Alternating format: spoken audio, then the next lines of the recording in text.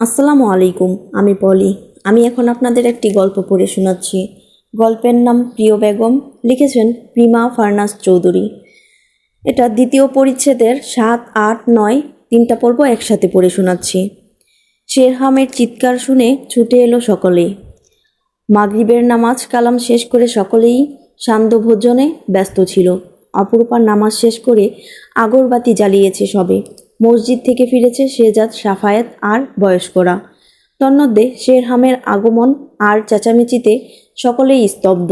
সিবানকে ছুটতে দেখে অপরূপা বলল, কি হয়েছে, ছুটছ কেন? সিবান হাঁপিয়ে উঠে বলল, বড় ভাইজান এসেছেন। তনি আপু আজ মহাবিপদে ভাবিজান। বলেই সে আবারও ছুটে গেল। অপরূপা দ্রুত পা চালিয়ে রসাই ঘরে যেতেই দেখল রসাই ঘরে কেউ নেই। ফুলকলি, মতিবানু, কুমু, টুনু সকলেই শাহানার কক্ষের দিকে ছুটছে। সে সেদিকে পা বাড়াতেই দেখল শাহানার কক্ষের সামনে দাঁড়িয়ে এক নাগাড়ে চেঁচিয়ে যাচ্ছে শেরহাম। ডান হাতটা পুরোপুরি বাঁধা, বাম হাতটা অনবরত নেড়ে তটিনীকে আদেশ করছে সামনে আসার জন্য। সায়রা, সোহিনী, শবনম দরজার সামনে দাঁড়িয়ে আছে জুবুথুবু হয়ে। ভেতর থেকে দরজা বন্ধ। শেহজাদ আর সাফায়াত এসে শেরহামকে দেখে হতবাক হয়ে তাকালো। অসুস্থতার ভেতরও চেঁচামেচি করছে। সোজা মারতে চলে এলো। এ কেমন মানুষ? হঠাৎই ছোটবেলার একটা ঘটনা মনে পড়ে গেল তার। তটিনী ভাইজানের একটা পাঞ্জাবি কেটে পুতুলের কাপড় বানিয়েছিল। সেদিন ঠিক একইভাবে চেঁচামেচি করেছিল ভাইজান। সেদিনকার পরিস্থিতি আর আজকের পরিস্থিতি কত তফাৎ। সেদিনকার শেরহাম সুলতান আর আজকের শেরহাম সুলতানের মধ্যে বিস্তর ফারাক। সেদিন বকাঝকা করলেও আজ হাতের মুঠোয় ফেলে আঘাত করতেও দুবার ভাববেন না তিনি। শেহজাদ এগিয়ে গিয়ে বলল, ও বাচ্চা মেয়ে, ভুল হয়েছে। তোমার তো আরও দুদিন হাসপাতালে থাকার কথা ছিল। ফিরে এসে ওর উপর চড়াও হচ্ছ কেন? শেরহাম ধমক দিয়ে বলল, আমার বউ, আমার যা ইচ্ছা তাই করব। তোর বউকে তো টানছি না, সর। অপরূপা ইশারা করে বলল, চুপ থাকতে। তটিনীর ক্ষতি করলে তখন দেখা যাবে। শেরহাম দরজায় লাথি বসিয়ে বলল, এই তুই কি বেরুবি?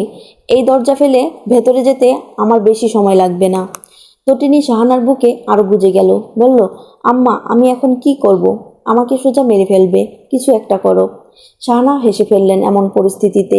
হাসি থামিয়ে বললেন, বাইরে শেহজাদের গলার আওয়াজ শুনলাম। সে নিশ্চয়ই তোমাকে রক্ষা করবে, ভয় পেও না। আমি ওর মুখোমুখি হই। ভবিষ্যতে এমন কাজ ভুলেও করবে না। তালাক হওয়ার আকব দিও তোমার স্বামী। তটিনী কাঁদতে থাকলো। শাহানা মাথায় হাত বুলিয়ে বলল, ভরসা রাখো, কিছু হবে না। ও অসুস্থ, তোমাকে কিছু করতে পারবে না। তটিনী গায়ের উপর কাঁথা টেনে নাক মুখ ঢেকে কাঁদতে লাগলো। শাহানা দরজা মেলে দিতেই শেরহামের চিল্লানি থেমে গেল। শাহানা বলল, এবারের মতো তোমার বেগমকে ক্ষমা করে দাও। ও অনুতপ্ত। অনুতপ্ত মানে? কূপটা বুকে দিলে সেখানেই শেষ হয়ে যেতাম। তুমি সরো।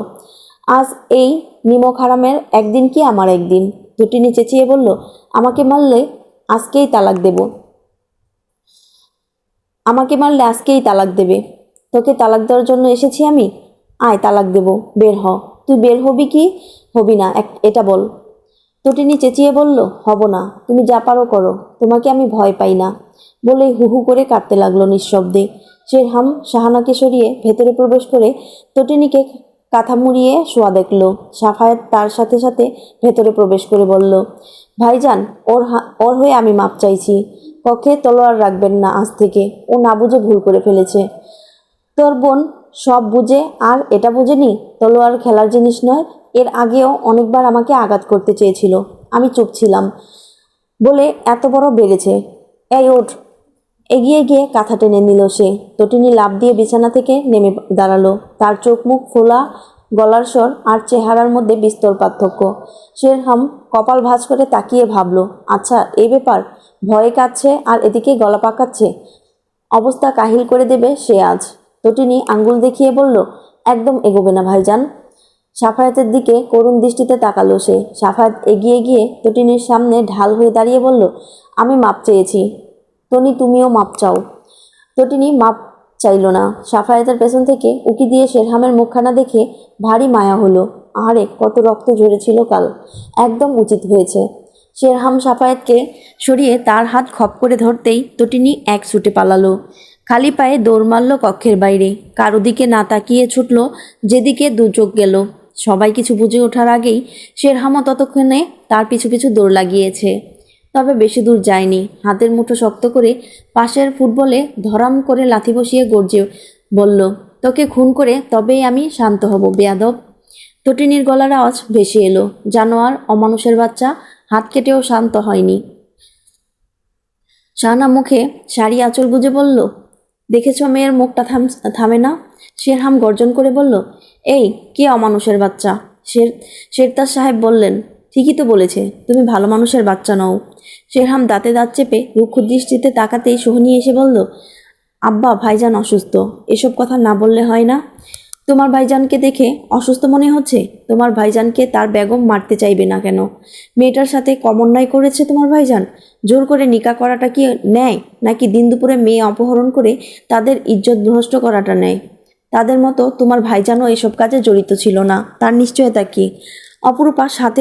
অপরূপার সাথে তো কম ছলনা করেনি সে। অপরূপার উচিত ছিল সবার প্রথমে ওকে মারা। সে দয়া করেছে বলে তটিনী করবে, এটা কোথায় লেখা আছে? তাকে মারতে চেয়েছে, তার উপযুক্ত কারণ আছে। অন্য কেউ হলে অনেক আগেই মেরে ফেলতো। শেরহাম বাজখাই গলায় বলল, চুপ, একদম চুপ। এখানে যারা আছে সবাই আমার ভাড়াটিয়া। আরেকটা কথা বললে সব কটাকে ঘাড় ধাক্কা দিয়ে বের করে দেব। তটিনী দূরে এসে দাঁড়ালো চুপটি করে। শেরহাম দ্বিগুণ গর্জে বলল, আমার খেয়ে আমার পরে আমার গায়ে আঘাত করার মজা তো আমি হাড়ে হাড়ে বুঝিয়ে দেব ওকে। এরপর ভবিষ্যতে কেউ এমন সাহস দেখাতে গেলে সোজা গর্দান নিয়ে নেব, যাতে তরপাতে মরে। পেছনে ফিরে তটিনী দেখতে পেল সে চোখ গরম করে রাগে কিরমির করতে করতে বলল, তোকে নিকা করাটা আমার ভুল হয়েছে। নিকা না করলে তুই সবার কাছে নষ্টাই থেকে যেতি। ছাড়বো না তোকে আমি। চোখ রাঙিয়ে ভয় দেখিয়ে তাকিয়ে হনহনিয়ে চলে যাওয়ার সময় অপরূপার সামনে গিয়ে থামল সে। অপরূপার চোখ তুলে তাকাতেই সে বলল, আমার আরেকটা সৈন্য যদি আহত হয় তোমার খবর আছে। সবার নাচানাচি বন্ধ করে দেব। অপরূপা কিছু বলল না। শেরহাম গটগট পায়ে হেঁটে কক্ষের দিকে চলে গেল। তটিনী তীর পায়ে আসতেই শাহানা বলল, এরকম আর কখনো করবে না। এত বড় কাজ কি করতে পারলে তুমি? শেরতাজ সাহেব বললেন, থাক, আর বকিস না। কাল থেকে শুধু বকেই যাচ্ছিস ওকে। ও কেন কাজটা করেছে সেটা নিয়ে ভাব। সোহিনী বলল, আব্বা, তুমি প্রশ্রয় দিচ্ছ। ভাইজানার কিছু হয়ে গেলে? সোহিনীকে থামিয়ে দিয়ে শেরতাজ সাহেব বললেন, ভালো হতো মরে গেলে, আমরা শান্তিতে থাকতে পারতাম। মায়ের মতো সবাইকে জ্বালিয়ে পুড়িয়ে শেষ করে দেওয়ার জন্য এসেছে। আমি সেই চিত্র দেখতে পারছি নগরে। সেই একই দৃশ্য, ধ্বংস হবে, করুণ পরিণতি হবে ওর। এত মানুষের অভিশাপ ওকে শান্তি দেবে না। তন্মধ্যে বিকট শব্দ, গোলাগুলির শব্দ ভেসে আসতে লাগলো। পুরো মহল যেন কেঁপে উঠল সেই শব্দে। আকাশের উড়ন্ত পাখিরা খেই হারালো। কেমন পোড়া পোড়া গন্ধে ছেয়ে গেল চারপাশ। সোহিনী কেঁদে উঠে বলল, আমার ভাইজানের কিছু হলে আমি কাউকে ছাড়ব না। শেহজাদ বলল, কিছু হবে না বোন, কেঁদো না, দেখছি আমরা। সবাই ছুটে গেল একসাথে। তটিনীও গেল। শেরহাম এক নাগারে বন্দুকের গুলি ছুড়ে যাচ্ছে। সামাদ আর মুরাদের কথাও শুনছে না। বাম হাতের সর্বশক্তি প্রয়োগ করে গুলি ছুড়ছে। ঘোড়াশালের ঘোড়াগুলি ডেকেই যাচ্ছে অনবরত। শেহজাদ গিয়ে বন্দুক কেড়ে নিয়ে দূরে ছুঁড়ে মেরে বলল, কি শুরু করেছো তুমি? শেরহাম অগ্নিময় দৃষ্টিতে তাকালো, বলল, যা করছি বেশ করছি। আর কি কি করার বাকি আছে তোমার? তুমি কি থামবে, নাকি আমাকে থামাতে হবে শেষ পর্যন্ত? আমি যা আজ পর্যন্ত করিনি তা করতে আমাকে বাধ্য করো না ভাইজান।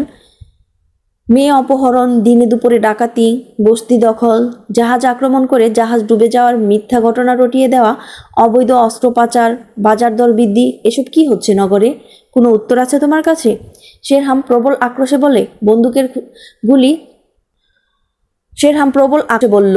বন্দুকের গুলি ছুড়ল পুনরায়। অপরূপা এসে শেহজাদের হাত ধরে টেনে বলল, আপনি দয়া করে চলুন, তর্কে জড়াবেন না। শেরহাম সেই হাত ধরাধরি দেখে আবারও বন্দুক ছুড়ল।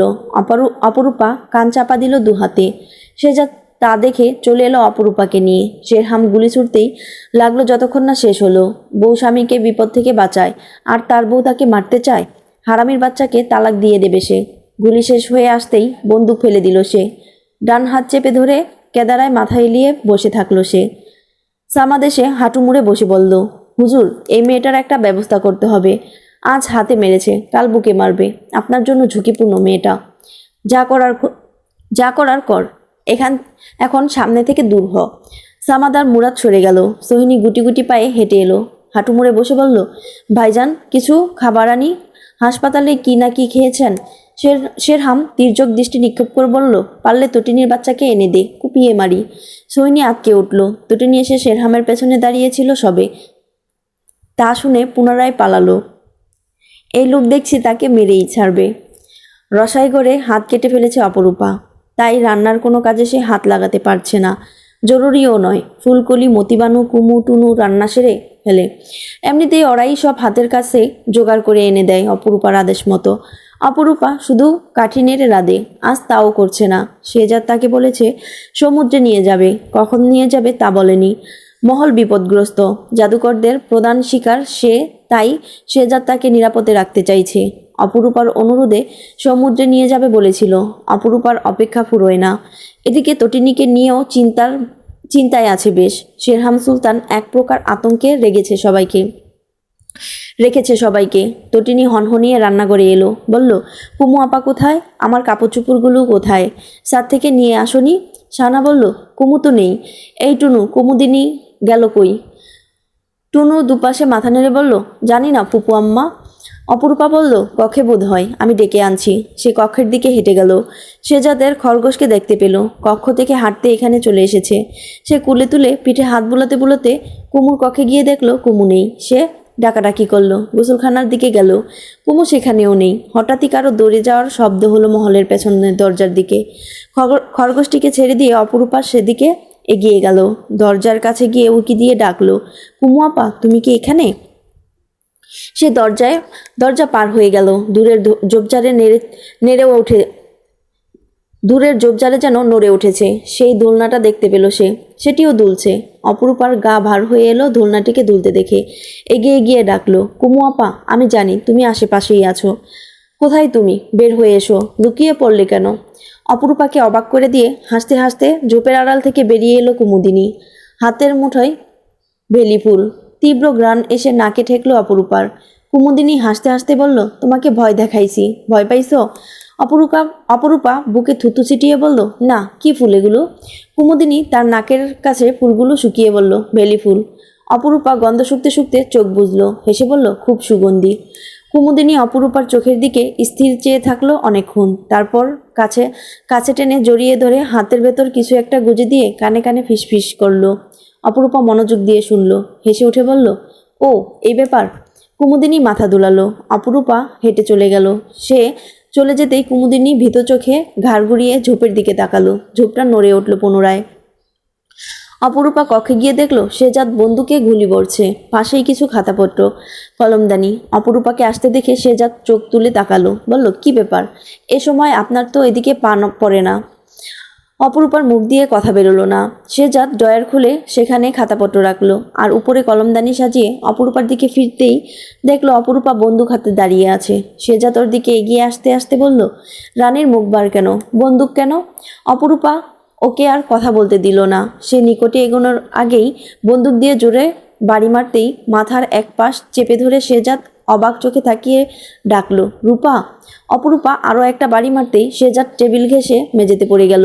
অপরূপা ওর মাথাটা কুলে তুলে ফতুয়ার হাতা তুলে ডান হাতের বাহুবন্ধনী খুলে নিজের হাতেরটা মুঠোয় থাকা বন্ধনী পরিয়ে দিয়ে চুপচাপ বিছানায় গিয়ে শুয়ে পড়ল। শেজাদের মাথা থেকে রক্তক্ষরণ হতে লাগলো। শেজাদের কোনো সাড়া শব্দ না দেখে সাফায়েত কক্ষের বাইরে এসে দাঁড়িয়ে ডাকলো, ভাইজান আসবো? আছেন আপনি? কোনো উত্তর এলো না।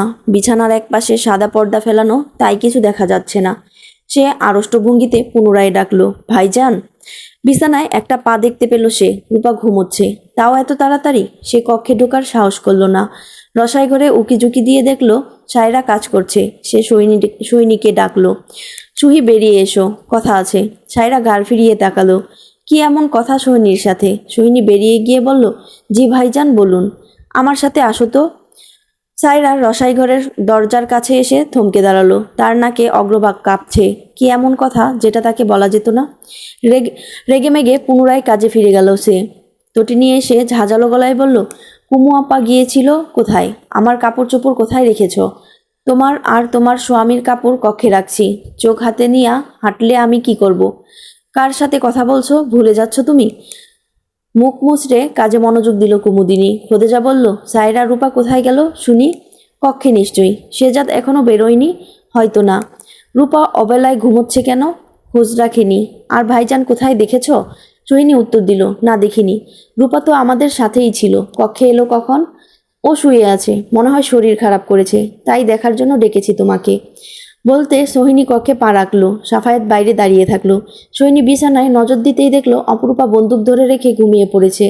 শোয়ার ধরন দেখে মনে হচ্ছে তাকে কেউ ধাক্কা দিয়ে ফেলে দিয়েছে। একদম অস্বাভাবিক। তার ভয় করলো। হঠাৎই চিৎকার দিয়ে উঠল টেবিলের দিকে তাকিয়ে। সাফায়েত হন্তদন্ত হয়ে প্রবেশ করে বলল, কি হয়েছে? সোহিনী চেঁচিয়েও উঠে ছুটে গেল। শেজাদের মাথা কুলে তুলে চেঁচিয়ে কেঁদে উঠে ডাকলো, ভাইজান, আল্লাহর রক্ত ঝরছে, সবাইকে ডাকুন। সাফায়েতের পা থমকে গিয়েছে, মুখের কথা হারিয়েছে। শেজাদের ওই অবস্থায় দেখে সোহিনী শেজাদের মুখ ধরে ডাকতে লাগলো, এ ভাইজান উঠুন, হায় আল্লাহ।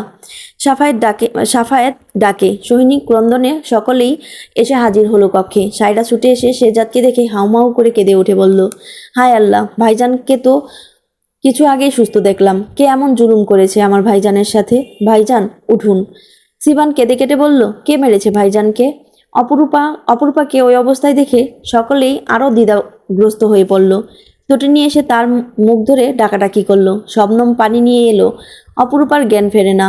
এদিকে কাশিমার কামিল এসে কাঠের চৌকি খাটে শেজাদকে তুলে হাসপাতালে নিয়ে যাওয়ার বন্দোবস্ত করলো। সবাই ধারণা করছে অপরূপার হাতে বন্দুক দ্বারা শেজাদের মাথায় আঘাত করা হয়েছে, কিন্তু কেউ বুঝে উঠতে পারছে না কেন অপরূপা শেজাদকে আঘাত করতে যাবে। সকাল দুপুরেও দুজনেই কেমন হাসি খুশি ছিল।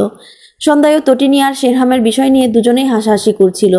সব ঠিক ছিল তাদের মধ্যে। তাহলে কি এমন হলো যার কারণে সে এভাবে আঘাত করে বসলো? খোদেজা কান্নায় ভেঙে পড়ে কপালে হাত চেপে শাড়ির আঁচলে মুখ লুকিয়ে বসে আছেন। এখনও বিশ্বাস করে উঠতে পারছেন না অপরূপা শেজাদকে আঘাত করেছে। যদি শেজাদের বন্দী হওয়ার আগে এমন ঘটনা ঘটত, তাহলে বিশ্বাস করতে এতটা কষ্ট হতো না। তিনি তো নিজের চোখে দেখেছেন শেজাদের অনুপস্থিতিতে তাকে কতটা পুড়িয়েছে। ভাইয়ের প্রেমিকা কথাটাকে মুছে দিয়ে কেন দায়িত্ববান স্ত্রী হয়ে উঠেছিল সে। কত মধুর সম্পর্ক গড়ে উঠেছিল তাদের মাঝে। তাহলে হঠাৎ কি এমন হলো? অপরূপার চেতনা ফিরল বহু কষ্টে, বহুক্ষণ পর। জ্ঞান ফেরার পরপরই সে ভালো করে কথা বলতে পারল না। বালিশে মাথা রেখে চোখ বুজে রাখলো, অথচ সবার কথা সে শুনতে পাচ্ছে। কান মাথায় একসাথে ঝিঝি শব্দে ভার হয়ে আছে, যেন পুরো পৃথিবী তার উপর ঘুরছে। পেটের ভেতর দলা পাকিয়ে আসছে কিছু একটা। গলার কাছে এসে আটকেও থাকলো। ভেতরে তীব্র যন্ত্রণা হচ্ছে, কষ্ট হচ্ছে, কিন্তু কেন হচ্ছে তা সে বুঝে উঠতে পারছে না। তবে এটা বোধগম্য হচ্ছে তার দ্বারা কারো কোনো ক্ষতি হয়েছে। প্রায় অনেক সময় পার হয়ে যাওয়ার পর তার হঠাৎ মনে পড়ল শেজাদকে। শেজাদের হাসি হাসি মুখখানা মনে পড়ার পর সে এক প্রকার লাফ দিয়ে উঠে বসলো। সবাইকে তার কক্ষে দেখে প্রচণ্ড বিস্ময়ে বলল, আপনারা আমার কক্ষে কেন? কি হয়েছে? সবার চাহনি তাকে ভীত করে তুলেছে। সকলের চোখ মুখ ফোলা, গোমরা মুখ। শেজাদ ফেরা অবধি কেউ তাকে দোষী সাব্যস্ত করতে পারবে না, এমনটা বলে গিয়েছে সাফায়েত ভাই। তাই কেউ কিছু না বলে কক্ষ ত্যাগ করলো। অপরূপা বসে রইল কক্ষে। হঠাৎ করে শরীরটা খারাপ লাগছে তার। বুকের কম্পন থামছে না।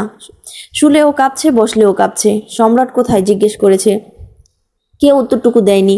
হঠাৎ টেবিলের পাশে মেঝেতে লাল রক্তের কিছু দেখতে পেল সে। বিছানা থেকে নেমে মেঝেতে হাত দিয়ে মুছতেই হাতে রক্ত লেগে গেল। কার রক্ত? এক মুহূর্ত বিলম্ব না করে অস্থির হয়ে টলতে টলতে রসাই ঘরের দিকে যেতেই শাহজাহান সাহেবকে দেখতে পেল। ডেকে বলল, আব্বাজান শুনুন। শাহজাহান সাহেব থামেন। মেয়েটা আব্বাজান ডাকলে অদ্ভুত একটা অনুভূতি হয়। কিন্তু কি হয়ে গেল আজ? উনি বিশ্বাস করবেন না অপরূপা জেনে শুনে শেজাদকে আঘাত করতে পারে। শেজাদ না ফেরা অবধি শান্তি নেই। তিনি থামলেন। অপরূপা এসে মাথার এক পাশ চেপে ধরে অন্য হাতে রক্ত দেখিয়ে বলে, মেঝেতে কার রক্ত? সম্রাটের কিছু হয়েছে? আপনারা লুকোচ্ছেন আমার কাছ থেকে? তুমি কিছুই জানো না? অপরূপা দ্বিধাগ্রস্তের মতো তাকালো। সে কিছু জানবে কি করে? সে তো কুমু আপাকে খুঁজতে গিয়েছিল, আর তারপর কক্ষে এসে ঘুমিয়ে পড়েছিল হয়তো। নিশ্চয়ই কিছু একটা হয়েছে, না হলে হুট করে শরীর খারাপ লাগবে কেন? মেঝেতে রক্তই বা কেন?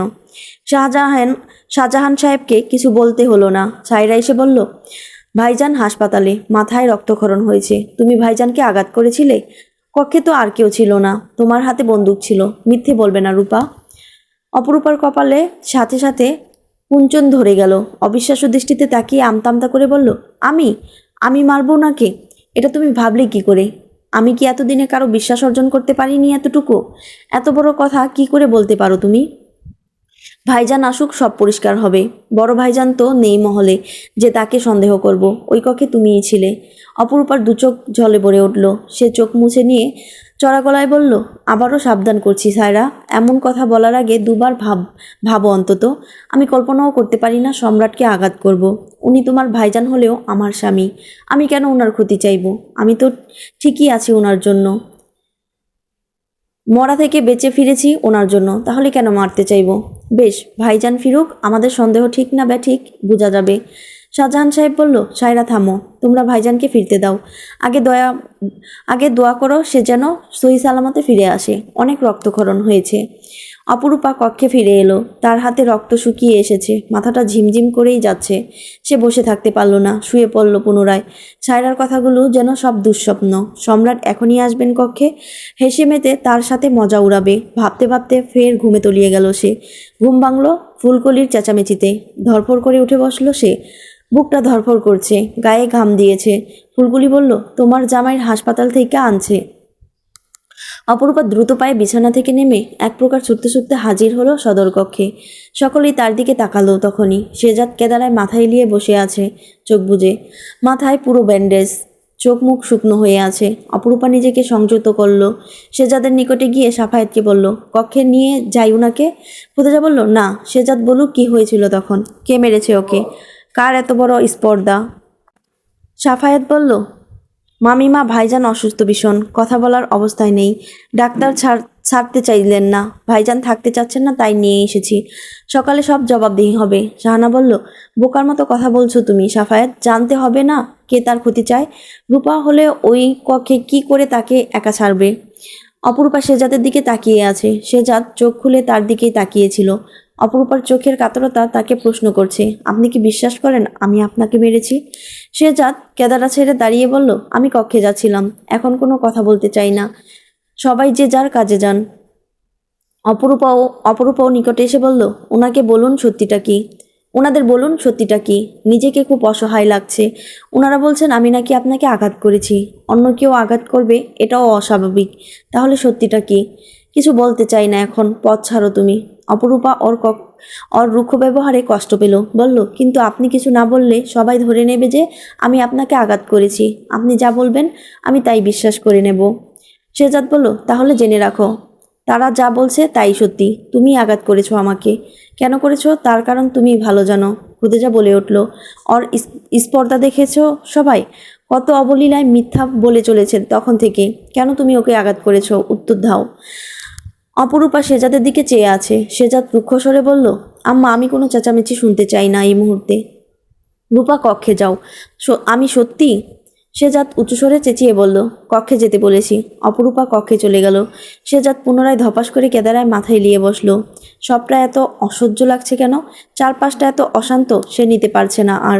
শেরহাম সদর দরজা পার হয়ে সবার দিকে চোখ বুলাতেই শেজাদকে দেখে কপাল ভাঁজ করল। আবার কি নাটক চলছে এখানে? এর মাথা ফাটালো কে? তটিনী তাকে দেখে শেরতাজ সাহেবের পেছনে গিয়ে জড়সড় হয়ে দাঁড়িয়ে উকি দিল। শেরহামের চোখ তার দিকে পড়তেই লাল হয়ে এলো। তটিনী শুকনো ঢুক গিলে দৌড়ে দৌড়ে চলে গেল। যাওয়ার সময় পেছনে ফিরতেই শেরহাম একইভাবে একই দৃষ্টিতে তাকিয়ে থাকতে দেখল। আরও জোরে দৌড় দিল সে। জীবনেও এই লোকের সামনে পড়বে না সে। নাতিপুতির নানি না হয়ে সে মরতে চায় না। তটিনী শেরহামের খাবার বেড়ে ফুলকলিকে বলল, যাও দিয়ে এসো। আমার কথা জিজ্ঞেস করলে বলবে আমি ঘুম। খবরদার সত্যি কথা বলবে না। ফুলকলি খাবার নিয়ে ভয়ে ভয়ে শেরহামের কক্ষের দিকে যেতেই শেরহামকে বন্দুক, পিস্তল আর তলোয়ারের পাশে বসে থাকতে দেখে পুনরায় রসাই করে ফিরে এসে বলল, আল্লাহর ওয়াস্তে আমাকে ছাড়ো বাপু, আমার ভয় করে ওই মানুষকে দেখলে। এত এত অস্ত্র নিয়ে বসে আছে, হাত কাটছে, তারপরও শান্তি নাই। কি ভয়ঙ্কর লোক। তটিনী বলল, কেউ নিয়ে যাও না, ঠিক সময় খাবার না পেলে আমার নাম ধরে চিল্লাচিল্লি করবে। সোহিনী, নিয়ে যা দয়া করে। সোহিনী খাবার নিয়ে গেল। টেবিলের উপর থালা রেখে বলল, ভাইজান খেয়ে নিয়েন, আর কিছু প্রয়োজন হলে বলুন। তটিনীকে ডাক। সোহিনী কিছু বলার সাহস করল না। রসাইঘরে এসে তটিনীকে বলল, তোমাকে ডাকছে। তটিনী সাথে সাথে রান্নাঘরে দক্ষিণের সিঁড়ি বেয়ে উঠে সেখানে বসে পা ঝুলিয়ে বলল, আম্মা কিছু একটা করুন, আমি আজ মরে গেলেও ওই লোকের কাছে যাব না। মরে যাব তবুও যাব না, কসম। ফুলকলি বলল, ওখানে গিয়ে মরেন, কম কষ্টে মরবেন। চুপ, একদম চুপ। তুমি খাবার দিতে গিয়ে ভয় চলে এসেছ, আর আমি রাত কাটাই, বুঝেছ? শাহানা জিভে কামড় দিয়ে বলল, ছি ছি ছি, তুমি দিন দিন ছোট হচ্ছ। গুরুজনদের সামনে কি কি যাতা বলা শুরু করেছ তনি? তুমি কচি খুকি নও। তটিনী লজ্জিত হয়ে বলল, দুঃখিত আম্মা, মাফ করুন, আর বলবো না। শাহানা মাথা নাড়তে নাড়তে ভাত বাড়তে লাগলেন। খুদেজা চুপচাপ বসে আছে, কোনো কথা বলছেন না। শেহজাদ দরজা ঠেলে কক্ষে প্রবেশ করতেই অপরূপা তার কাছে হেঁটে এলো। শেহজাদ চোখ তুলতেই অরফুলা রক্ত জবাব নেয় চোখ দুটো দেখল। অপরূপা নিজেকে সামনে বলল, আপনি কি এই কক্ষে থাকবেন নাকি আমি থাকব? থাকতে পারো, আমি নিশ্চয়ই আঘাত করবে না। বলেই ড্রয়ারের কাছে গিয়ে হাতের উপর ঘড়িটা খুলতে লাগলো। অপরূপা রাগান্বিত কণ্ঠে বলল, কেন অপরাধীকে শাস্তি দিচ্ছেন না? কেন এত উদাসীন আপনি? যখন দোষারোপ করছেন তখন শাস্তিও দিন। আমি যার জন্য এই মহলে আছি সে আমাকে অবিশ্বাস করছে। আমি দম নিতে পারছি না। খুব কষ্ট খুব কষ্ট হচ্ছে আমার। চারপাশে আধার দেখছি। এত কষ্ট আগে কখনো হয়নি। সে জাত গড়ি খোলা বাদ দিয়ে দাঁড়িয়ে রইল। অপরূপা ওর পেছনে গিয়ে জড়িয়ে ধরে পিঠে মাথা ঠেকিয়ে এবার চোখের জল ছেড়ে দিয়ে বলল, আপনি আমার সবচাইতে কাছের মানুষ। আপনি ছাড়া আমার এতটা আপন কেউ নেই। আপনি আমাকে সবচাইতে বেশি বিশ্বাস করেন, ভালোবাসেন। আপনি আমার দিক থেকে মুখ ফিরিয়ে নেবেন না। আমি শেষ হয়ে যাব। আমি আপনাকে আমার সবটুকু দিয়ে ভালোবাসার চেষ্টা করে যাচ্ছি। আপনি আমাকে এতটা দূরে সরিয়ে দেবেন না। খোদার কসম করে বলছি, আমি সজ্ঞানে আপনাকে আঘাত করার কথা ভাবতেও পারি না, সম্রাট। আপনি আমার একমাত্র আশ্রয়, যেখানে আমি নিরাপদে থাকি। আপনার মমতা আমাকে শেষ করে দিচ্ছে। কিন্তু অন্তত বলুন। শেহজাদ ওর হাত দুটো নামিয়ে দিয়ে বলল, কান্না বন্ধ করো আর শুয়ে পড়ো। যাও, আমি তোমার কথা শুনবো। অপরূপা স্থির চেয়ে থেকে শান্ত হয়ে গেল। বিছানায় গিয়ে শুয়ে পড়ল চুপচাপ। তার ফুপানির চোটে গা দুলতে লাগলো। গতকালকের রাতটাও তাদের মধুর কেটেছিল। সম্রাটের ভালোবাসায় সে ডুবে গিয়েছিল পুরোপুরি। আজকের রাতটা দুঃস্বপ্ন হয়ে যাক। খোদা কেন তার সাথে প্রতিবার এমন করে? ভালোবেসে বাঁচতে চায় সে, তারপরও এমন হয় তার সাথে। এবার সে নিজের সর্বস্ব দিয়ে ভালোবেসেছে সম্রাটকে। তাহলে কি এটাও তার ভুল ছিল? ফোপানি কান্নায় রূপ নিল। শেহজাদ আলো নিভিয়ে পাশে শুয়েছে ততক্ষণে। পশ্চিমের পর্দাটা ঝুলিয়ে দেওয়া হয়নি। জানালাটাও খোলা। চাঁদের কিরণে সে ঘর আলোকিত করে বিদায় জ্যোৎস্না রাতে সে জানালা বন্ধ করে না। অমাবস্যার সময় বন্ধ করে দেওয়া হয়। আলো নিভিয়ে দিলেও ঘরটা মৃদুমন্দ আলোকিত। অপরূপা নিজেকে শান্ত করতে পারছে না। পাশের মানুষটি এতটা শক্ত কেন? হায়, মানুষ এত সহজে কি করে পরিবর্তন হয়ে যায়? কান্নার তোড়জোড় বাড়তে লাগলো আরও। মাথার যন্ত্রণায় অপরূপাকে শান্ত করানোর কথা মাথা আসে না যাদের, কিন্তু কোথাও একটা তীব্র কষ্ট হয়। বুকের এক পাশ খিজে ধরে রাখে। অশান্ত লাগে, হাঁসফাঁস লাগে। কোমর টেনে অপরূপাকে কাছে টেনে আনতেই অপরূপা তার স্পর্শ পেয়ে শান্ত হয়ে গেল। কিন্তু পরক্ষণেই ভালোবাসা পাওয়ার জন্য আরও উতলা হয়ে উঠল মনটা। শেহজাদ তার সারা মুখে অসংখ্য চুম্বন করে বলল, ঘুমাও চুপচাপ, আমাকে জ্বালাবে না আর। অপরূপা তার গলা ঝাপটে জড়িয়ে ধরে বলল, দাড়িতে ঠোঁট দাবিয়ে চুম্বন করে বলল, না না, আরও। তটিনী যা ভেবেছিল তার কিছুই হয়নি। শেরহাম চেঁচিয়ে তাকে ডাকেনি। সে মহাখুশি। সায়রাদের সাথে থাকবে সে। পাশাপাশি তিনটাও চৌকি পাশাপাশি লাগিয়ে তাদের ঘুমানোর ব্যবস্থা। সকলেই বলেছিল শেহজাদকে নিয়ে। শেরহামের কথা প্রায় মাথা থেকে বেরিয়ে গেছে তার। বিছানায় শুয়ে গড়াগড়ি খাচ্ছিল, ঠিক তখনই শাহানা এসে বলল, শেরহাম খেয়েছে? খেলে থালা বাসনগুলোকে নিয়ে আসুনি কেন? সোহিনী বলল, ভাইজান আমাকে বকবে। তনি আপুকে যেতে বলেছিল। তন্ত্রিনী বলল, অসম্ভব, আমি যাব না। শাহানা বলল, ওকে তো অতিথিশালার দিকে যেতে দেখেছি। তনি যাও, নিয়ে এসো। দিন দিন ফাঁকিবাজ হচ্ছ। শেরহাম নেই, যেতে তো সমস্যা নেই। তটিনী মহাবিরক্ত হয়ে দ্রুত পায়ে কক্ষে চলে গেল। দেখলো বাসনে চামচ পড়ে রয়েছে। 1/4 ভাগও খায়নি শেরহাম। না খেলে না খাক, ভাত না গিললে কি হইবে? ছাইপাশ সব খায় ওই লোক। ফালতু চিন্তা করার সময় নেই। কিন্তু এতগুলো ভাত নষ্ট করলো শয়তানটা। তটিনী মনে মনে গালাগালি করলো। থালা বাসন সব নিয়ে চলে আসার সময় ধপ করে দরজা বন্ধ হওয়ার শব্দে তার প্রাণ যায় যায় অবস্থা। থালা বাসন টেবিলে পুনরায় রেখে দিয়ে 2-3 পা পিছু হেঁটে শেরহামের দিকে প্রহার্ত দৃষ্টিতে তাকালো। শেরহাম কোনো কথা বলল না। তার মুখ গম্ভীর, মেজাজ খারাপ, সামাদের উপর খেপেছে ভীষণ। গালাগালি করে এসেছে। তটিনী কথা খুঁজে পেল না। শেরহাম গায়ের পোশাক খুলল। তটিনী চোখ সরিয়ে নিল। বেয়াদব লোক, ছোট বোনের সামনে জামা খুলে ফেলছে। তার চোখের জেনা হচ্ছে। ছি! শেরহামের চোয়াল শক্ত।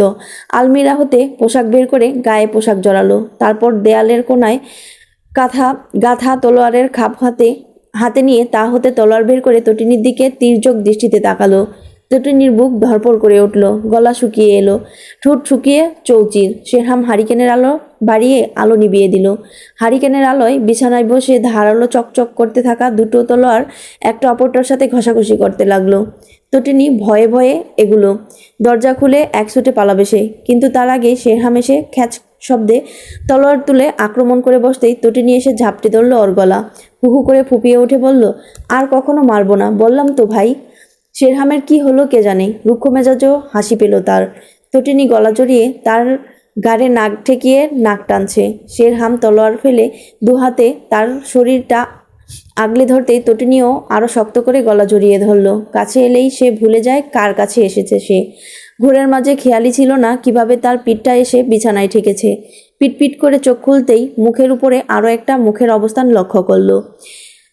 তার তপ্ত নিঃশ্বাস পুড়িয়ে দিচ্ছে তার শরীর। বলিষ্ঠ হাত জোড়া তার উদর উন্মুক্ত করে সেখানটাতে দুহাত চেপে ধরে নিজের সাথে মিশিয়ে নিতেই তটিনী চোখ খিচিয়ে বন্ধ করে নিল। পুরুষালী ঠোঁটজোড়ার বলিষ্ঠ চুম্বন তার ঘাড় গলা ভিজিয়ে দিয়ে ঠোঁট দখলে নিয়ে ধ্বংসনে ব্যস্ত হয়ে পড়ল। ফজরের আজানের পরপর মসজিদে মুসল্লিদের নামাজের জন্য আহ্বান করছেন ইমাম সাহেব। অপরূপা উজু করে সবেমাত্র কক্ষে প্রবেশ করল। তার নামাজ কালাম আর কোরআন পাঠ শেষ হতেই শেহজাদ মসজিদ থেকে ফিরে এলো। ফের শুয়ে পড়ল বিছানায়। চোখ বুজে লম্বা হয়ে শুয়ে থাকলো। অপরূপা চুল হতে তোয়ালে ছাড়িয়ে চুল ঝেড়ে জানালায় তোয়ালে শুকাতে দিয়ে শেহজাদের কাছে ফিরে এলো। শেহজাদের পাশে গিয়ে বসে দোয়া দরুদ পড়ে ফু দিল কানে চোখে। শীর্ণ মুখখানা দেখে তার বড্ড খারাপ লাগলো। কত রক্তক্ষরণ হয়েছে মানুষটার। সে শেহজাদের চুলে হাত বুলাতেই খেয়াল করলো চুলগুলো আধ ভেজা। সে তার মাথায় জড়ানো ওড়না দিয়ে আলতো করে চুলগুলো মুছে দিল। খেয়াল করলো শেহজাদের শরীর উত্তপ্ত। মুখের এক পাশে হাত রেখে নিজের কোমল ঠোঁট দুটো ছাপ বসিয়ে দিল দুভুরুর মাঝখানে। নাকে, চোখের পাতায়, ঠোঁটের ভাঁজে ভাঁজে উষ্ণতা শুষে নিয়ে এক হাতে জড়িয়ে শেহজাদের মাথার কাছে মুখ ফেলে সেভাবেই ঘুমিয়ে পড়ল। তটিনীকে ফিরতে না দেখে কেদারা ছেড়ে দাঁড়ালো শেরহাম। কক্ষ থেকে বেরিয়ে গটগট পায়ে হেঁটে গোসলখানায় যেতেই দেখলো তটিনী ভেজা চুল মেজে জল ঘাটের উপরে বসে আছে। গায়ের ওড়না গোসলখানায় লোহা সংলগ্ন তাকে রাখা। শেরহামের পায়ের আওয়াজ টের পেয়ে ঘাড় ফিরাতেই তার লাল টকটকে হয়ে আসা চোখ দুটো দেখে খানিকটা অনুশোচনা হলো শেরহামের। তবে তা বেশিক্ষণ রইল না। এক হাতে কখনো তালি বাজে না। হনহনিয়ে তটিনীর সামনে গিয়ে ওড়না তুলে নিয়ে গায়ে জড়িয়ে দিল সে। তারপর দু হাঁটুর নিচে হাত গলিয়ে তটিনীকে কুলে তুলে নিয়ে হাঁটা ধরল কক্ষের উদ্দেশ্যে। লালচে হয়ে আসা নাকের অগ্রভাগ কাঁপছে তটিনীর। পাতলা ঠোঁট জোড়া তীর তীর করে কেঁপে চলেছে ভয়ানক রোশানলে। শেরহাম কক্ষে নিয়ে গিয়ে তাকে বিছানায় বসিয়ে দিয়ে তোয়ালে বাড়ি দিয়ে বলল, ধর, চুল মুছে নে। তটিনীর নড়চড় নেই। তীব্র রাগে সে দিক বিদিক শূন্য হয়ে পড়েছে। কি করবে কিছুই বুঝে উঠতে পারছে না।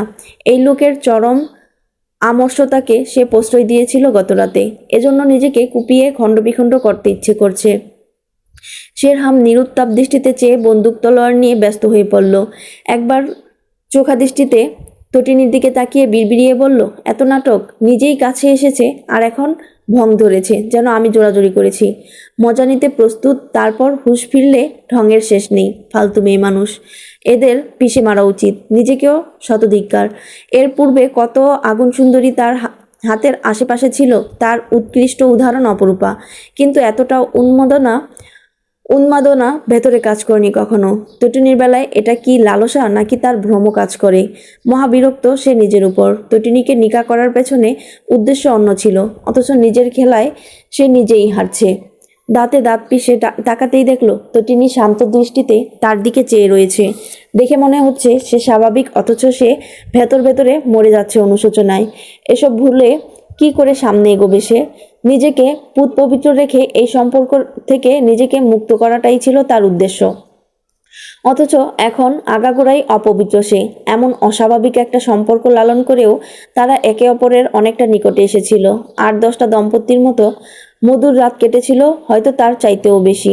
নিজের জৈবিক চাহিদার তাড়নায় জীবনের প্রথম পুরুষ স্পর্শে সে নেতিয়ে পড়েছিল। তখন একটুও অনুতাপ হয়নি, ঘৃণা লাগেনি, অদূর ভবিষ্যৎ নিয়ে ভাবনা মাথায় আসেনি। এই জানোয়ার লোকের হাত থেকে নিজেকে মুক্ত করাটাই তার আসল ও একমাত্র লক্ষ্য। মনে হয়েছিল এই মানুষটা তাকে এভাবেই ধরে রাখুক আজীবন, এভাবেই হৃদয় মাঝে ডুবে থাকুক। কামুকতায় শান্তি খুঁজতে গিয়ে আজ তার এই দশা। কি? মাথার চুল টেনে ধরে কান্নায় ভেঙে পড়ল সে হাম চোখ ঘুরিয়ে তার কান্না দেখে কিছুক্ষণ স্থির চোখে চেয়ে রইল। চোয়াল চিবুক শক্ত হয়ে এলো তার, দৃষ্টি কঠিন করে ধপধপ পায়ে হেঁটে বেরিয়ে গেল কক্ষ থেকে।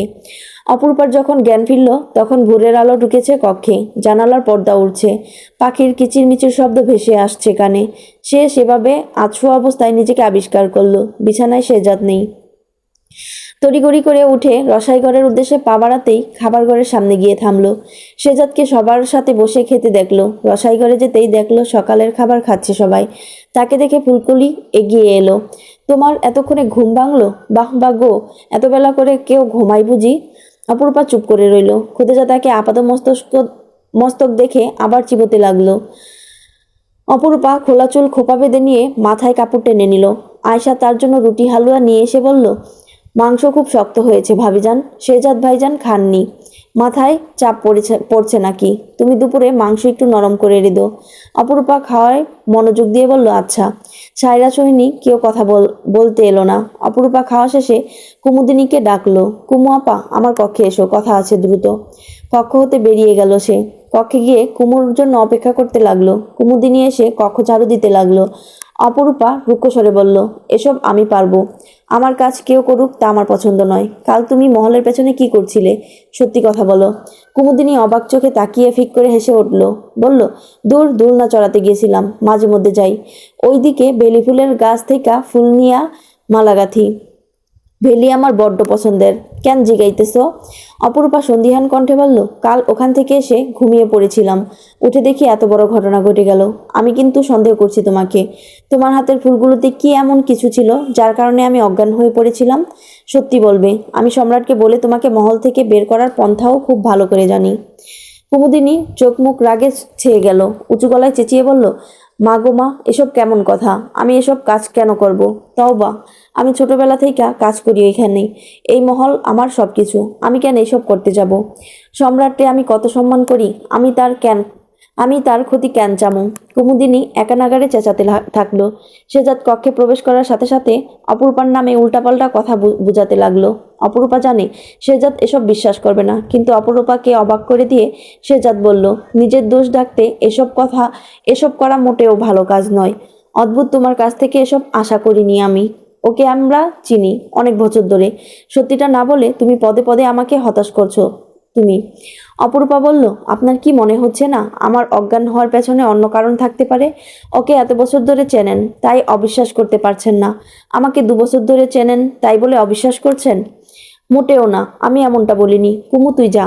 কুমু দৌড়ে চলে যেতেই অপরূপা বলে উঠল, আমি আমি বলছেন এমনটা, আপনার বোঝানোর ধরনটাও পরিবর্তন হয়ে গেছে। আপনি আমার সাথে কেমন আচরণ করছেন তার উপর নির্ভর করছে মহলের বাকি সবাই আমার সাথে কেমন আচরণ করবে। আপনি আমার সাথে রুক্ষ স্বরে কথা বললে ওরাও বলবে, কারণ সবাই আপনাকে মনে প্রাণে বিশ্বাস করে, ভালোবাসে। সেই জায়গাটা অর্জন করো, যাতে সবাই আমার প্রেক্ষিতে তোমাকে অবিশ্বাস না করে। আমার মাথা ব্যথা করছে। আমি আর কোনো কথা বলতে চাই না। আপনি একবারও জানতে চাইলেন না কেন আমি অজ্ঞান হলাম, কেন আপনাকে আঘাত করলাম? কাল তো অস্বীকার করছিলে, আজ স্বীকার করছো তবে? অপরূপা করুণ চোখে তাকিয়ে বলল, আপনি আমাকে কতটা অবিশ্বাস চোখে দেখছেন তা ভেবেই মরছি আমি। এই চাইতে খারাপ পরিস্থিতিতে আপনি আমাকে বিশ্বাস করেছিলেন, আজ কি হলো? আপনার বিশ্বাস হয় আমি নিজের স্বার্থে আপনাকে আঘাত করতে পারি? বললাম তো আমি কিছু জানতে চাই না রূপা, আমার মাথায় যন্ত্রণা করছে। দুবার আঘাত করেছো তুমি, আমাকে আমার মতো থাকতে দাও। অপরূপা কক্ষ হতে হনহনিয়ে বের হয়ে গেল। কুমুদিনী কাতলা মাছ কাটছিল। অপরূপা হনহনিয়ে গিয়ে তার হাত থেকে বটি কেড়ে নিয়ে হাত চেপে ধরে বলল, খোদার কসম করে বলছি, আমার শান্তি কেড়ে নেওয়ার জন্য তোমাকে দুর্ভোগ পোহাতে হবে। স্বীকার করো তুমি যদি কোনো অপরাধ করে থাকো। কুমুদিনী এক ছুটে খোদেজার পেছনে লুকিয়ে বলল, মা বেগম দেখেন, আপনাকে বউ আমারে সন্দেহ করতেছে, শুধু শুধু আমারে বাঁচান। আমি কি করব? আমি কিছু করি নাই। অপরূপা রাগে ফুঁসছে, তার চোখে রাগের আস্ফালন স্বরূপ টলটলে জল। সকলেই কুমুদিনীর চেঁচামেচি শুনে এসে ভিড়ল রসাই ঘরে। খোদেজা বলল, কি হয়েছে? কি করেছে ও? বলবে তো? অপরূপা ফুঁসতে ফুঁসতে সবটা খুলে বলল। কুমুদিনী বলল, আমার ঘরে গিয়া দেখো কত ফুল আছে ওইখানে। আমি ফুল পাগল, সবাই সেটা জানে। সম্রাট ভাইজানও জানে। তুমি আমার লগে কেন শত্রুতা করতেছ? নিজের দোষ ঢাকানোর লাগি আমারে চড়াইতেছ। তুমি তো মহলে পা রাখছিলা সবার ক্ষতি করার জন্য। এসব ভাইজানদের কাছে পাইয়া চুপি চুপি শত্রুতা এখন ভাইজানদের কাছে পাইয়া চুপি চুপি শত্রুতা করতেছ। অপরূপা বুটি ছুঁড়ে ফেলে খোদেজার পেছন থেকে টেনে আনলো তাকে। শক্তপোক্ত একটা চর বসিয়ে ধাক্কা মেরে ফেলে দিয়ে বলল, একদম বাজে কথা বলবে না, নিজের সীমার মধ্যে থাকো। কুমুদিনী চিৎকার দিয়ে উঠল। ওমাগো, কোমর ভেঙে গেল। সবাই হতভম্ব চোখে চেয়ে আছে। সায়রা কুমুদিনীকে তুলে বাইরে বের করে দিল। সে যা এসে বলল, কি হয়েছে? সকাল সকাল এত চেঁচামেচি কেন? অশান্তি আর ভালো লাগছে না। সবাই চুপ করে আছে। বাইরে কুমুদিনীকে কাঁদতে দেখে, ভেতরে অপরূপাকে ফুঁসতে দেখে সে যাদের বুঝতে বাকি রইল না কি হচ্ছিল এখানে। কুমুদিনী কাঁদতে কাঁদতে বলল, আপনার বউ আমারে চর মারছে ভাইজান, ধাক্কা মারছে। আমি তার বয়সে বড় হই, সেইটা সে ভুলে গেছে। কাজের লোক, তাই গায়ে হাত তুলতে বাদে নাই। সেজাত অপরূপার হাত ধরে টানতে টানতে নিয়ে এলো। কক্ষে নিয়ে এসে হাত ছেড়ে দিয়ে বলল, কি করতে চাইছো তুমি? অপরূপা কিছু বলতে যাবে, তার আগে সেজাত বলল, তুমি আমাকে আঘাত করেছো সেটা আমি ভুলে গেলাম। হয়েছে শান্তি? আর কুমুদিনীকে আমি ডেকে জিজ্ঞেস করব। দয়া করে শান্ত হও, আমার শান্তি চাই। বলে বেরিয়ে গেল কক্ষ হতে। আবার কি মনে করে ফিরে এসে অপরূপাকে জড়িয়ে ধরল, মাথায় হাত বুলিয়ে বলল, আর অশান্তি করো না, শান্ত হও। অপরূপা কান্না চেপে স্থির দাঁড়িয়ে রইল। সেজাত বেরিয়ে যাচ্ছিল। অপরূপা বলে উঠল, একবারও আমার চোখের দিকে তাকিয়ে জিজ্ঞাসা করছে না, রূপা কি হয়েছে তোমার? কি বলতে চাও তুমি? একবারও বোঝার চেষ্টা করছেন না কেন আমি এমন করছি? সেজাত চক্রান্ত শব্দ করে পিছু ফিরে বলল, হ্যাঁ শুনতে চাই, বলো কি হয়েছে তোমার? মন খুলে বলো, কি বলতে চাও, শুনছি আমি। অপরূপা এক দৃষ্টে চেয়ে নিজেকে সামলে বলল, কিছু বলার নেই আর। যা বলার ছিল তার শোনার উপযুক্ত নন আপনি। এটুকু বুঝেছি, অবিশ্বাস আপনাকে আমার কাছ থেকে অনেক দূরে নিয়ে গিয়েছে। যেদিন মনে প্রাণে বিশ্বাস করবেন আমি আপনাকে স্বেচ্ছায় আঘাত করিনি, সেদিন শুনতে আসবেন কি বলতে চাই আমি। যেটা মনে করো তুমি, আমি বেরোচ্ছি। অন্দরমহলে আর কোনো ঝামেলা করো না। বলেই চলে গেল সে। সে চলে যেতেই অপরূপা দরজায় মাথা ঠেকালো। কিছুক্ষণ পর সাফায়েত এলো, বলল, ভাইজান দুঃখিত বলেছেন, তোমাকে কষ্ট দিতে চাননি তিনি। অপরূপা মৃদু মাথা দুলিয়ে বলল, আপনার ভাইজানকে বলবেন আমিও দুঃখিত, আমি ওনাকে ইচ্ছে করেই দুবার মাথায় আঘাত করেছি। সাফায়েত কি বলবে খুঁজে পেল না, চলে গেল সে। ভাইজান রূপাকে কতটা ভালোবাসেন তা সে জানে। বিশ্বাস আছে মান অভিমান মিটিয়ে নেবেন উনি। খুদেজা হাঁটতে হাঁটতে কক্ষের সামনে এসে দাঁড়ালেন। দেখলেন অপরূপা বিছানায় শুয়ে বালিশে মুখ গুজে শুয়ে রয়েছে। তিনি কয়েক মুহূর্ত চেয়ে থেকে ধীরে ধীরে হেঁটে এসে অপরূপার মাথায় হাত রাখতেই অপরূপা দরফরিয়ে উঠে বসে বলল, চলে যান দয়া করে। পরের মা কখনো নিজের মা হয় না। আমাকে বোঝার জন্য কোনো মানুষ খোদা সৃষ্টি করেননি, এটা আমি বুঝে গিয়েছি। আমাকে সান্ত্বনা দেবেন না, না আশ্বাস দেবেন। আমি আর কারো কাছে কোনো কৈফিয়ত দেব না। কপালে যা আছে তাই হবে। আমি যার জন্য এই মহলে আছি তিনি আমাকে অবিশ্বাস করছেন। আর কারো বিশ্বাস ভরসা আমার প্রয়োজন নেই, চলে যান। আমি আপনার পুত্রকে ইচ্ছে করেই মেরেছি। খোদেজা কি বলবেন খুঁজে পেলেন না। কোনটা সত্যি কোনটা মিথ্যে, আবার কোন ঝড় আসতে চলেছে কে জানে। উনি শুধু বললেন, শেজাদের সাথে আমি কথা বলবো, তুমি নিজেকে একা করে নিও না। আমি তোমাকে অবিশ্বাস করছি না, সত্যিটা জানতে চাই। অপরূপা চোখ বুজে নিজেকে শান্ত করলো। সম্রাট ফিরে এসে তাকে বুকে আগলে নেবে। জাহাজের খালাসিরা পণ্য নামাচ্ছে জাহাজ হতে। শেজাদ সেখানে অবস্থানরত, সবকিছু পর্যবেক্ষণ করছে। শ্রমিকদের হাঁক ডাকে চারপাশ মুখর। ফকফকা আকাশের বুকে নীল রঙের মেঘ ছুটাছুটি করছে। সে বড়সড় দম ফেলে দূরে দূরবীন তাক করতেই একটা ছোটখাটো জাহাজ আসতে দেখলো। তার পেছন পেছন একটা বড়সড় ট্রলারের ইশারায় জাহাজটিকে বেশ রয়ে শয়ে থেমে যেতে হলো। ট্রলারে যারা ছিল তারা সকলেই মুখ ঢাকা, সবার হাতে অস্ত্র। যাত্রীবাহী জাহাজে জলদস্যু। সে চেঁচিয়ে কামিল কাশিমকে ডাক দিল। সাফায়েত ছুটে এলো, সাথে কাশিম আর কামিল। শেজাদ আদেশ করলো, জাহাজ ফেরাও, ওই জাহাজে জলদস্যু হামলা করেছে, সবাইকে প্রস্তুত থাকতে বলো, যাও। সবাই প্রস্তুত হয়ে রওনা দিল। তাদের জাহাজ আসতে দেখে জলদস্যুরা দ্রুত পালিয়ে গেল লুটপাট রেখে। শেজাদের জাহাজ থামতেই সেই জাহাজে প্রবেশ করলো তার সৈন্যরা। সাফায়েত ডেকে বলল, ভাইজান, ক্যাপ্টেন আহত হয়েছেন। শেজাদ সেই জাহাজে গেল। ক্যাপ্টেনের হাতে চাকু মেরেছে দস্যুরা, রক্তপাত হচ্ছে, কয়েকটা যাত্রীও আহত। পাশ দিয়ে আরো একটা জাহাজ যাচ্ছিল। যাত্রী আহত শুনে তারা নিয়ে জানা গেল সেখানে দুজন ডাক্তার আছেন। চিকিৎসার কথা শুনে সেই জাহাজ হতে একজন ডাক্তার ছুটে এলেন। সে যাদের সমবয়সী হবে, বেশ সুদর্শন পুরুষ। ক্যাপ্টেনের সাথে সেই ডাক্তার লোকটার পরিচিত হয়ে গেল। তারা মামাতো ফুফাতো ভাই হয়। আহত সবার চিকিৎসা করার পর সে জাতের প্রতি কৃতজ্ঞতা প্রকাশ করে জানালো সে একটা ক্যাম্পে অংশগ্রহণ করার জন্য রূপনগরে যাচ্ছে। সাথে তার চাচা আর কাকি আছেন, ওনারা সুলতান মহলে আজকের অতিথি। সাফায়েত জানালো, আপনি সুলতান মহলের সম্রাটের সাথে কথা বলছেন? উনিও এখন অন্য একজন আছেন সম্রাটের সাথে কথা বলছেন, যদিও উনি এখন অন্য একজন আছেন ক্ষমতায়, কিন্তু সম্রাট হিসেবে সবাই শেজাদ সুলতানকেই চেনেন এখনো পর্যন্ত। ডাক্তার ছেলেটা খুশি হলো, উত্তেজিত হয়ে বলল, চাচাকে একথা জানাতেই হয়, উনি শেজাদ সুলতান বলতেই পাগল, খুব নাম করেন আপনার। আমার কত সৌভাগ্য আপনার সাথে দেখা হয়ে গেল। শেজাদ হেসে বলল, মনে হচ্ছে আপনার চাচাকে আমি চিনি। কি নাম আপনার? আমার নাম সাইফ মুস্তাফি। আমার চাচার নাম আবুল ফজল মুস্তাফি। শেজাদ ফজল সাহেবকে নিয়ে আসার আদেশ করল। উনি ওনার স্ত্রীকে সাথে নিয়ে এলেন। ওনার স্ত্রীর চোখ দুটো শুধু দৃশ্যমান, আগাগোড়া কালো বরকায় আবৃত। শেজাদের সালামের উত্তর অত্যন্ত মিষ্টি করে দিলেন উনি। ভালো মন্দ জিজ্ঞেস করলেন, কাছ থেকে রাজপুত্র দেখলেন যেন। শেজাদের সাথে কথা বলার পর ওনার মনটা ভালো হয়ে গেল। কি অমায়িক মানুষ! ওনার চোখ দুটো, কণ্ঠস্বর এত পরিচিত মনে হলো শেজাদের। রূপার চেহারাটা দৃশ্যমান হলো মানসপটে, তারপর সাথে সাথেই বুক বার হয়ে গেল। মেয়েটাকে না ভাবলেই সে শান্তিতে থাকে। ক্যাপ্টেনের মামা হন ফজল সাহেব। ক্যাপ্টেন আর তাইফও সমবয়সী, তারা একে অপরকে তুই বলে সম্বোধন করছে। সাফায়েতের সাথে তাদের বেশ ভাব হয়ে গিয়েছে কয়েক মুহূর্তে। ক্যাম্পেইনকে নাদির নামে সম্বোধন করতে দেখা গেল। শেজাদ সবাইকে মহলে আমন্ত্রণ জানালো এবং সৈন্যদের নিয়ে সেই খবর মহলে পাঠিয়ে দিল।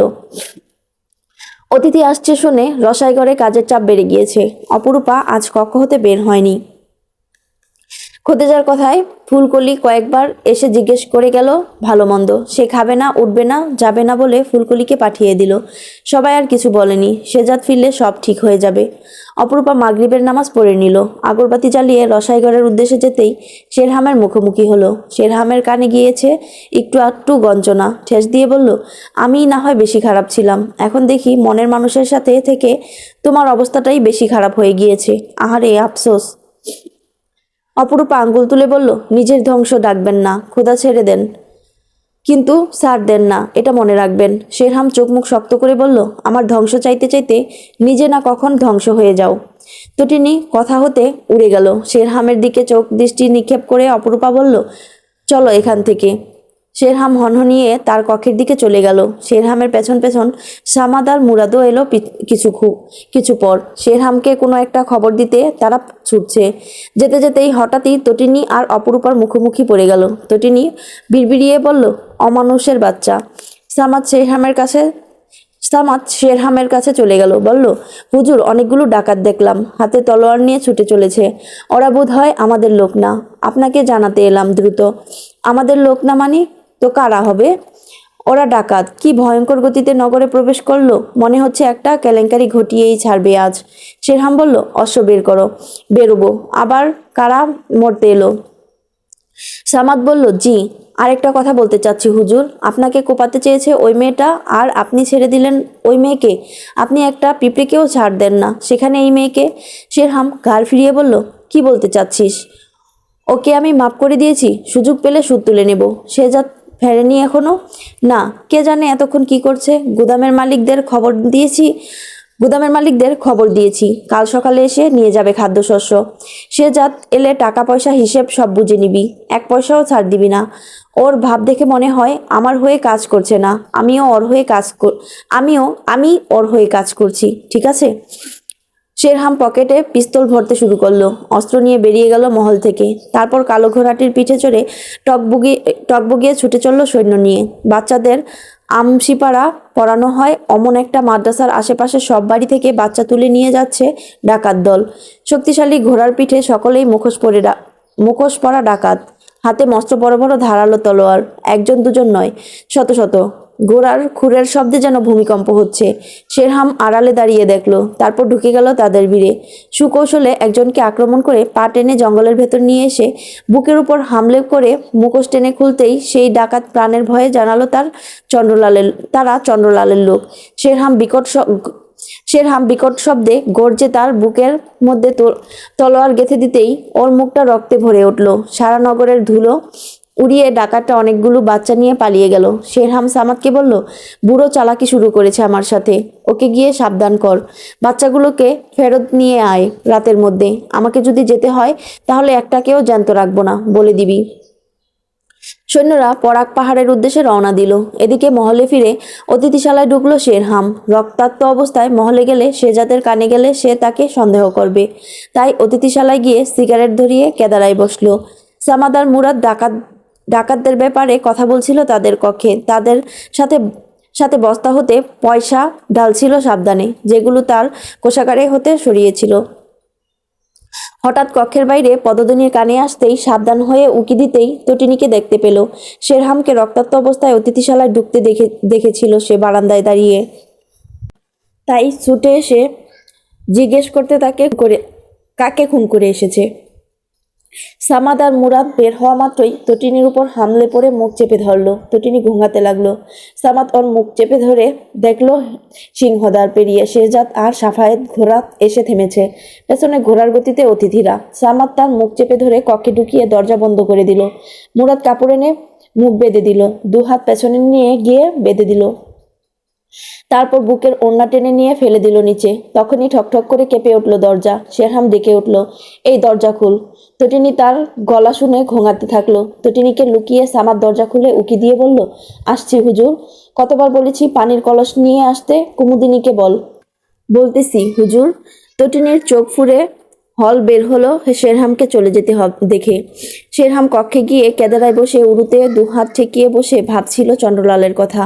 এই বুড়ো তার কথা অমান্য করেছে, একে শাস্তি না দেওয়া অবধি তার শান্তি নেই। দরজা ঠেলে সামাদ এসে বলল, হুজুর, ওই মেয়েটির কক্ষের বাইরে এসে উকিঝুঁকি দিচ্ছিল, হয়তো শেহজাদ সুলতানকে গিয়ে সবটা বলার জন্য। শেরহাম খ্যাক করে উঠে বলল, কোন মেয়ে? ঘাড় ধরে নিয়ে আয়, এক কোপে মাথা আলাদা করি। মুরাদ মুখের পট্টি টান দিয়ে খুলে তটিনীকে ধাক্কা দিয়ে ছুঁড়ে মারল কক্ষের ভিতর। আর কোনো উপায়ান্তর না দেখে এই পথ বেছে নিয়েছে তারা। শেরহামের কবলে পড়লে মৃত্যু নিশ্চিত, তারা তা জানে, তাই তটিনীর গায়ে হাত দেওয়ার কথা ভাবতে পারেনি। তটিনী মুখ থুবড়ে পড়ল শেরহামের সামনে, কেঁদে উঠে চোখ তুলে শেরহামকে রক্তাক্ত অবস্থায় দেখে ঘৃণা ভরে তাকালো। শেরহাম তাকে তুলতে যেতেই সে শেরহামকে ধাক্কা দিল। শেরহাম কয়েক পা দ্রুত পিছিয়ে গেল।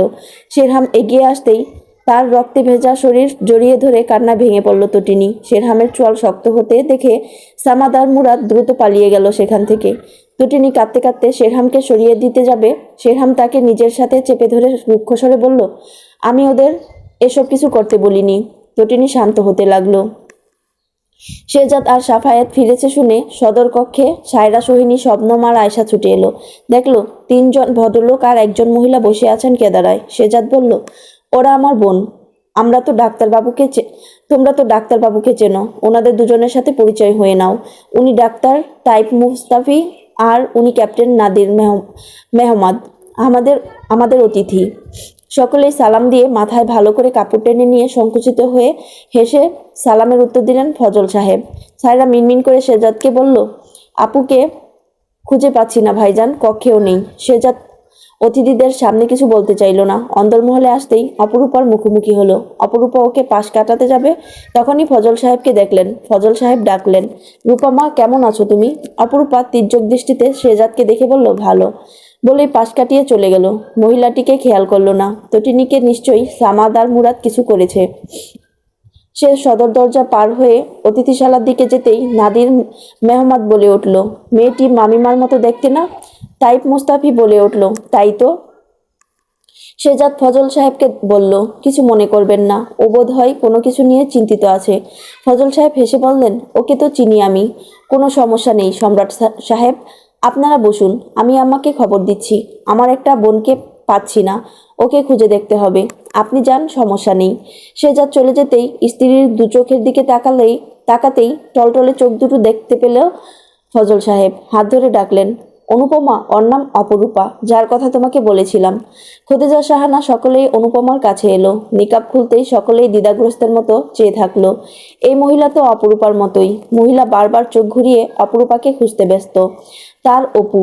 অপরূপা ফিরে এলো যখন সৈন্য বলল শেরহাম সুলতানের কাছেই ওনার বেগম আছে। ফিরে এসে অনুপমাকে চোখে পড়ার সাথে সাথেই কপাল কুঁচকে গেল তার। অনুপমা ঠোঁট কামড়ে কান্না আটকালো। এই ছিল প্রিয় বেগমের 7 থেকে 9 পর্যন্ত সবগুলো পর্ব একসাথে।